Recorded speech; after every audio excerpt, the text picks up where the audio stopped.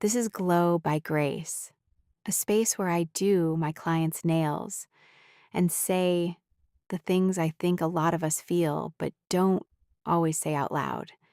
Stay a while. There was a time when every time I had a new goal, a new idea, something I was excited about, my first instinct was to tell someone, a friend, a family member, whoever was around. I'd share it almost immediately, like the excitement needed an audience to feel real. And I thought that was just being open, being connected, letting people in. What I didn't realize was that every single time I did that, something quietly leaked out of it. The energy, the momentum, that private spark that makes you actually want to go do the thing. Sometimes people were supportive, but even then something shifted. Because now it wasn't just mine anymore. Now there were opinions involved, expectations, people checking in, asking how it was going. And suddenly this thing that felt exciting and personal started to feel like something I had to perform or report back on. And sometimes people weren't supportive. Sometimes you'd share something you were genuinely excited about and get back a, "Oh, that's interesting," in a tone that meant anything but, or a list of reasons why it might not work, or just a kind of silence that said more than words. And either way, the dream got smaller, not because anything actually changed, just because it left the safety of your own head too soon. I think there's something really sacred about a goal that's still new, still forming, still just a feeling more than a plan.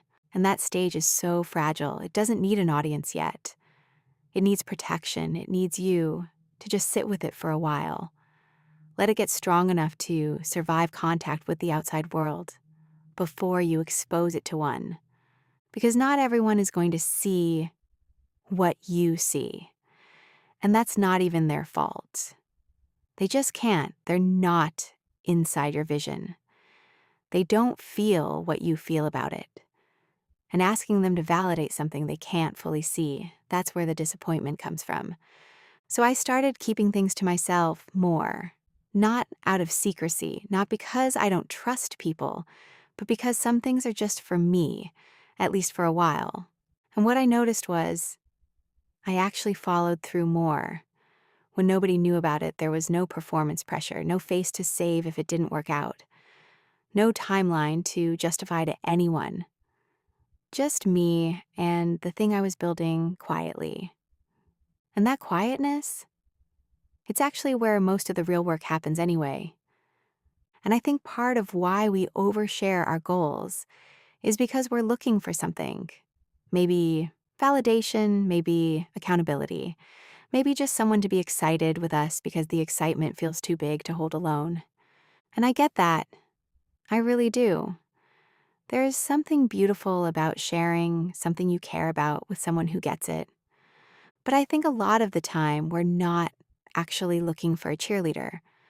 We're looking for reassurance that it's okay to want what we want, that our dream isn't too big or too strange or too unlikely, that we're not foolish for believing in it. The only reassurance that actually holds is the kind you build yourself by taking one small step, then another, by showing yourself slowly that you're someone who follows through, that your ideas are worth protecting, that you don't need a consensus before you're allowed to believe in something. That takes time, and it's quieter than announcing your goals to everyone, but it's so much more solid. It doesn't need an audience yet, it just needs you. If any of this resonated with you, save this video for the next time you need a reminder, and I'll see you in the next one.